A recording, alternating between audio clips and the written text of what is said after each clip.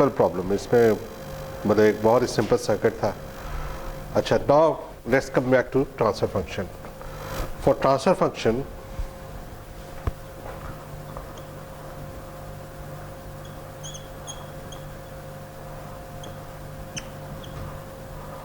और हम ये कहते हैं कि ये मस्ट है y of 0 is equal to 0, I of 0 is equal to 0 and I dot of या di over dt is equal to 0 और homogeneous equation will be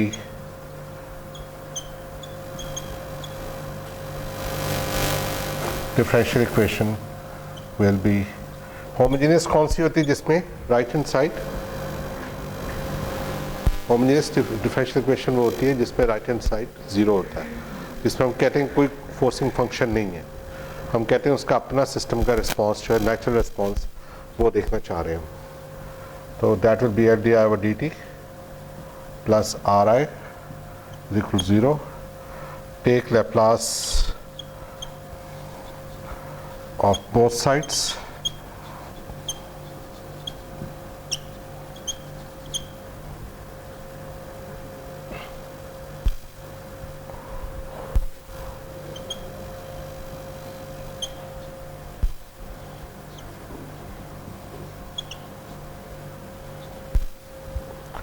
ठीक है, सॉरी नहीं एक मिनट, हाँ मैं गलती कर रहा हूँ।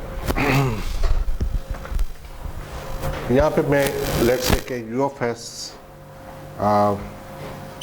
v of s is basically v input of s, any input of s।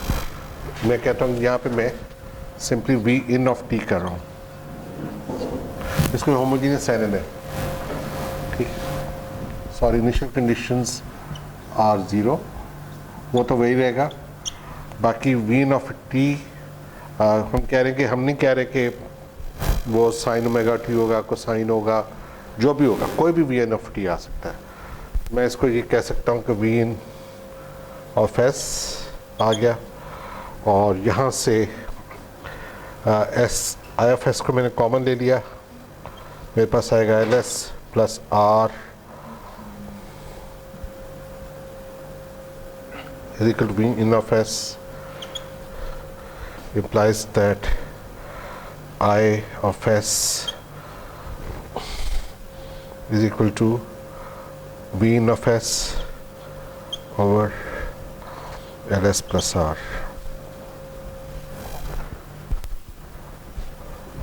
तो यहाँ से मेरे पास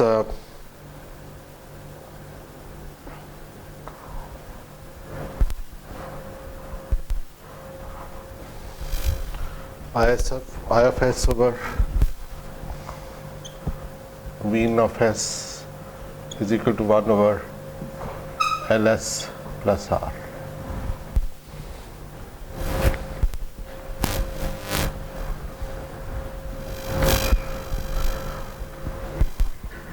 हमने कहा था कि हम सिर्फ फ्रीक्वेंसी को लेंगे, ठीक है, कंसीडरिंग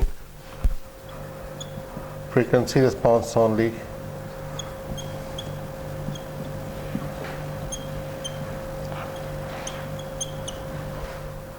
तो I of s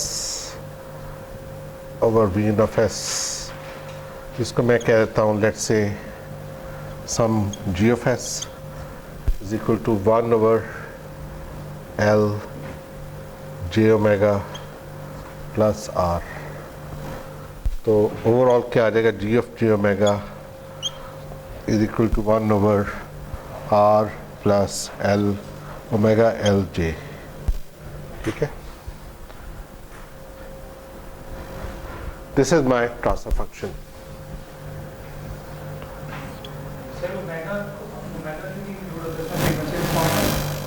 नहीं किया हुआ है इसलिए कि सिग्मा जो होता है ना ट्रांजिएंट के लिए होता है, हम स्टेडी स्टेट की बात कर रहे हैं, हम इनिशियल कंडीशन से बहुत आगे जा चुके हैं, ठीक है। अच्छा, और अब ये आपका ट्रांसफर फंक्शन है, ठीक है, एस में लिख लें, किस में मर्जी लिखना है। लेकिन जो सरप्राइजिंग चीज़ है ना वो आप देखिएगा क्या है, इसका मैग्नीट्यूड क्या है। मैग्नीट्यूड निकालेंगे, मैग्नीट्यूड निकालने के लिए आपको पहले इसकी रैशनलाइजेशन करनी पड़ेगी, ठीक है। तो R minus J omega L, ऊपर मल्टीप्लाई किया, नीचे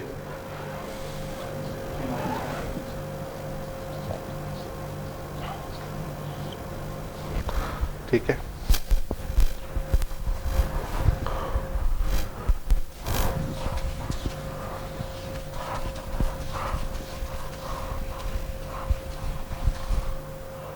तो यहाँ से क्या आ जाएगा, G of G omega is equal to R of R square plus omega square L square, minus आएगा प्लस आएगा, माइनस जे ओमेगा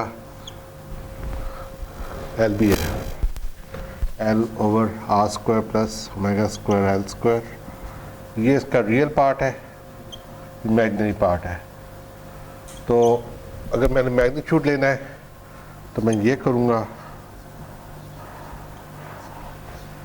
और मैग्नीट्यूड आ जाएगा इसका square real square plus imaginary square whole under root, ठीक है। तो ये आ जाएगा R over R square plus omega square L square plus omega square L square,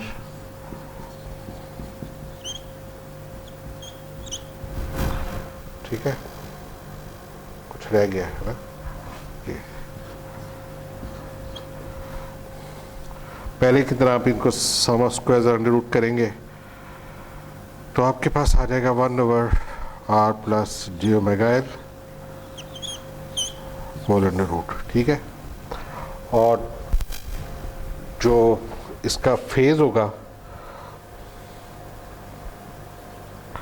वो क्या होगा, tan इनवर्स ऑफ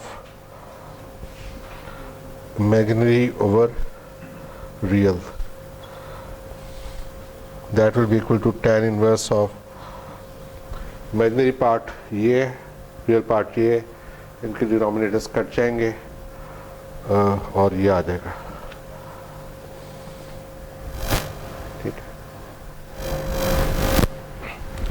वहीं में एक मिनट आना, नोट कर ले, मैं आपको बताता हूँ।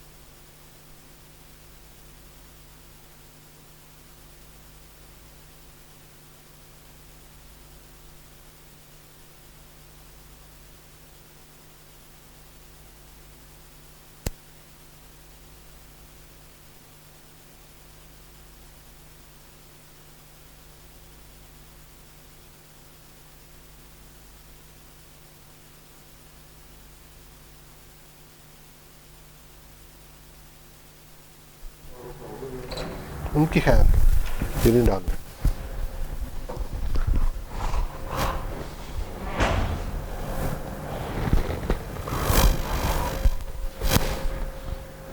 ठीक है जी। अच्छा, आपने देखा है कि फेज भी वही आ गया, फेज का चेंज, और मैग्नीट्यूड भी वही आ गया जो कि आपका डिफरेंशियल इक्वेशन से आ रहा था, और आपने बिल्कुल कोई इनपुट कंसिडर नहीं की। इसका मतलब ये सब इनपुट्स के लिए वैलिड है और आपकी कैलकुलेशन भी बहुत छोटी सी थी, सिर्फ आपको कॉम्प्लेक्स नंबर्स का पता होना चाहिए।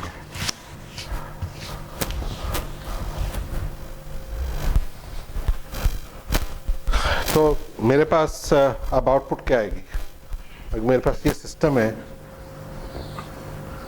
कॉम्प्लेक्स नंबर का, और मैं कोई वी इन कर रहा हूँ और यहाँ वी आउट है, लेट से कि मैं आई ऑफ एस कह रहा हूँ इसको, और ये मेरा वी इन ऑफ एस है, तो मुझे स्ट्रेट अवे पता है कि आई ऑफ टी बल्कि आई एफ एस जो होगा वो इसका मैग्नीट्यूड क्या होगा, इसका मैग्नीट्यूड होगा बल्कि I F S will be equal to G of S, इसको ऐसे ही कर लें, G of S into B N of S, ठीक है। और अगर मैं इसका मैग्नीट्यूड निकालना चाह रहा हूँ करंट का, तो सिंपली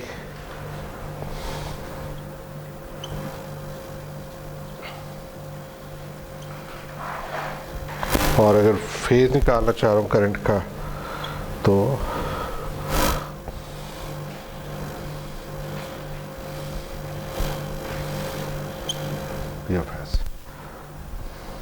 ठीक है। तो मैग्नीट्यूड मुझे पता है कि मेरे पास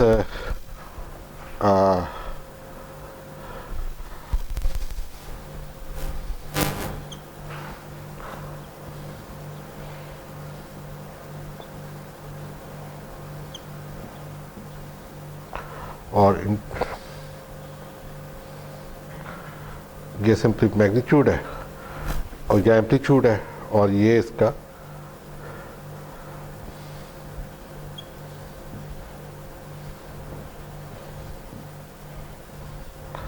फेज है।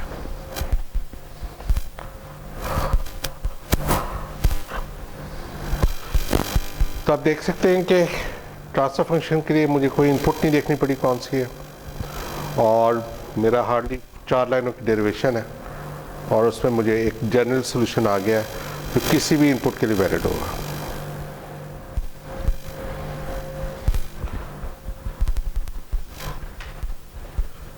तो इसका आंसर क्या है, easy to interpret and drive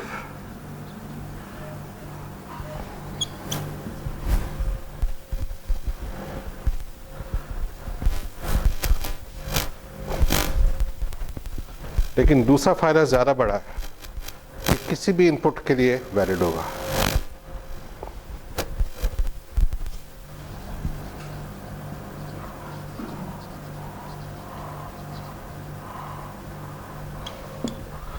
अब अगर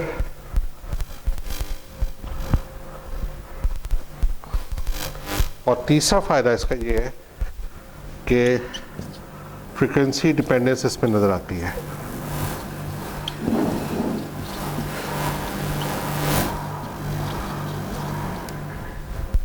ठीक है, डायरेक्ट फ्रीक्वेंसी डिपेंडेंस इसमें नजर आती है। फ्रीक्वेंसी डिपेंडेंस क्या मतलब है कि मेरी आउटपुट का मैग्नीट्यूड जैसे जैसे मैं फ्रीक्वेंसी बढ़ाऊंगा, ये डिनोमिनेटर में ओमेगा, तो फ्रीक्वेंसी बढ़ाऊंगा तो क्या होगा, मैग्नीट्यूड कम होता जाएगा। और फेज ये फाई है, ठीक है। तो ये क्या करेगा, ये जैसे जैसे फ्रीक्वेंसी आप बढ़ाएंगे तो ये बढ़ेगा और फिर अगर पॉजिटिव है तो बढ़ेगा और एक लेवल पे आके फिक्स हो जाएगा, सैचुरेट हो जाएगा, क्योंकि टाइम इनवर्स 90 से ऊपर नहीं जाएगा। ठीक है, 0 से 90 तक इसने जाना है और ये बढ़ेगा। ठीक है, अब ये जो फ्रीक्वेंसी पे डिपेंडेंस है ये आपको इतने आराम से किसी और सॉल्यूशन में नहीं मिलती। तो ये तीनों फ़ायदे हैं हमें ट्रांसफर फंक्शन में काम करने के। और जो तीसरा फ़ायदा है वो एक प्राइमरी इसलिए है क्योंकि control system is all about frequencies. हम फ्रीक्वेंसी पे देख रहे होते हैं कि सिस्टम में कैसे चल रहा है, और हमने कहा कि फ्रीक्वेंसी बेसिकली डायनामिक्स को शो करती है। फ्रीक्वेंसी और derivative are very much similar concepts. ठीक है, रेट ऑफ चेंज और frequency are pretty much similar concepts. तो मैंने आपको फिर इस चीज़ का आंसर दिया है कि इस बॉक्स में ट्रांसफर फंक्शन फिट करना कितना फ़ायदेमंद है। ठीक है, एनी क्वेश्चन? हाँ जी,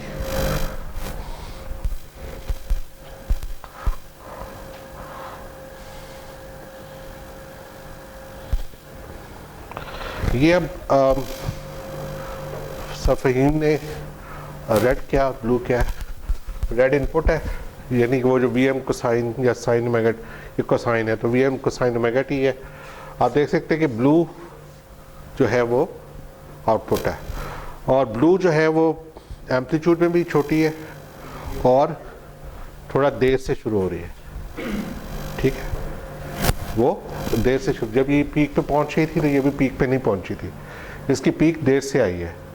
this is called phase difference, ठीक है। और ये टाइम में बेसिकली आपका ग्राफ लैग कर रहा है थोड़ा सा, आउटपुट थोड़ी सी शिफ्ट हो रही है, ठीक है। कैपेसिटर के केस में ये एडवांस होती है और इंडक्टर के केस में ये शिफ्ट होती है। और जो फिजिकल सिस्टम्स होते हैं, जो ज़ाहिर है वो रियल सिस्टम्स होते हैं, तो वो हमेशा थोड़ा सा डिले करते हैं, तो वो हमेशा लैग एक आएगा, तो उसको हम फेज डिफरेंस कहेंगे, ठीक है। और ये बहुत इंपॉर्टेंट है हमारे काम के लिए, ये आपको इंशाल्लाह नेक्स्ट लेक्चर में मैं बताऊंगा क्यों। हाँ जी, एनी क्वेश्चंस अबाउट दिस? अच्छा, उसके बाद सर फहीम ने इस पे इसके नंबर्स भी नोट किए, लेकिन ये नंबर्स आपने नोट नहीं करना है, ये आपने खुद फाइंड आउट करने हैं। कि हमने कहा कि ये उसी के लिए, आरसी के लिए, अच्छा, हमने एक आरसी सर्किट यहाँ पे जोड़ा हुआ है और उस पे आपने फ्रिक्वेंसीज चेंज करनी है सिग्नल जनरेटर से, और ये वाले फेज और एम्पलीट्यूड्स कंफर्म करने हैं। आप देख सकते हैं कि जैसे जैसे फ्रिक्वेंसी, ये हर्ट्स में फ्रिक्वेंसी है, ओमेगा रेडियंस पर सेकंड में नहीं है, ये एफ है, एफ है, ये कन्वर्ट की हुई है, कन्वर्ट की हुई है ये, ठीक है। तो ये ओमेगा रेडियंस पर सेकंड में हम चेंज करते गए, फ्रिक्वेंसी बढ़ाते गए, और उससे हमारा जो मैग्नीट्यूड था आउटपुट का वो कम हो रहा है, ज़्यादा हो रहा है, और यार ये डीबी में, तो डीबी में का मतलब है कि जब नेगेटिव का मतलब होता है अटेन्युएशन, तो जैसे जैसे फ्रिक्वेंसी ज़्यादा हो रही है अटेन्युएशन ज़्यादा होती जा रही है, इसका मतलब सिग्नल बैठता जा रहा है, कम होता जा रहा है। Ideal response of a low pass filter, तो आपके जो फिजिकल सिस्टम है, कंट्रोल सिस्टम में सारे, वो सारे के सारे लो पास ही होते हैं, ठीक है। ये नोट कर लें अपने पास। जो बैंड पास या हाई पास वो सिर्फ सिग्नल प्रोसेसिंग में होते हैं, कंट्रोल्स में जो फिजिकल सिस्टम है वो सब के सब लो पास होते हैं। और जो एंगल जी है, ये आपका, ये भी आप देखें जैसे जैसे फेज़ का जो फेज़ बढ़ती जा रही है, फेज़ का लैग बढ़ता जा रहा है जैसे जैसे फ्रिक्वेंसी बढ़ रही है, ठीक है। ये मेरे ख्याल कोई आउटलायर है, ये कोई गड़बड़ है ना? हाँ, चलेंगे, ये लोग मिस्टेक ठीक कर लेंगे। हाँ जी, एनी क्वेश्चन अबाउट दिस?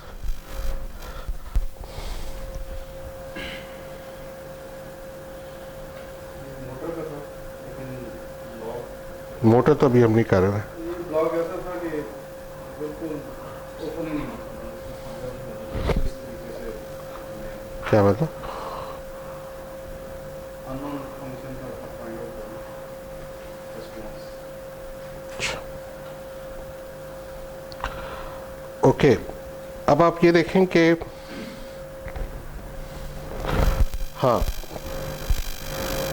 ये हमने आपको जो एग्जांपल करवाई थी आरएल सर्किट की, ठीक है। जो यहाँ पे इम्प्लीमेंटेड है वो आरसी सर्किट है। फॉर ऑब्वियस रीजंस इंडक्टेंस लाना या उसको सोर्स करना इतना आसान नहीं है, मुश्किल होता है, तो हमने आरसी सर्किट लगा के आपको यहाँ पे दिया हुआ है।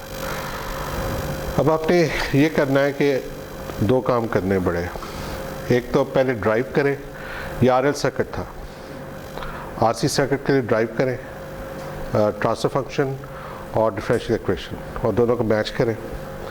उसके बाद इस पे इम्प्लीमेंट हुआ हुआ है, इसको देख के आपके पास हर एक अपने स्टेशन पे इंडिविजुअली इम्प्लीमेंट करें। कितने लोग हैं अब? अलग अलग हो जाएगा ना सबका? हल हो ही जाएगा। हाँ, 14 होते हैं स्टेशन,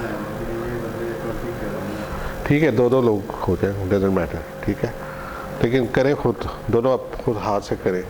और ये आपने फिर स्कोप पे इसका फेज में ये करना है, इसका मैग्नीट्यूड में ये करना है, और ये ट्रांसफर फंक्शन का फिगर आउट करना है फ्रीक्वेंसी के साथ ये वेरीफाई होता है कि नहीं।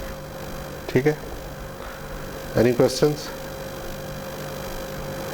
चले पहले आप आरसी सर्किट लें, इसको अब आप कहेंगे ये कैपेसिटर है और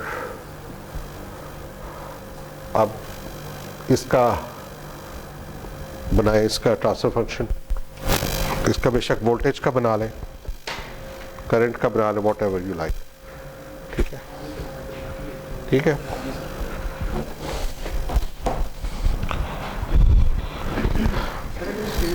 तकलीफ होती है, मतलब यूजली एरोस्पेस का सिस्टम होती है, सर उसके लिए तो ट्रांसफर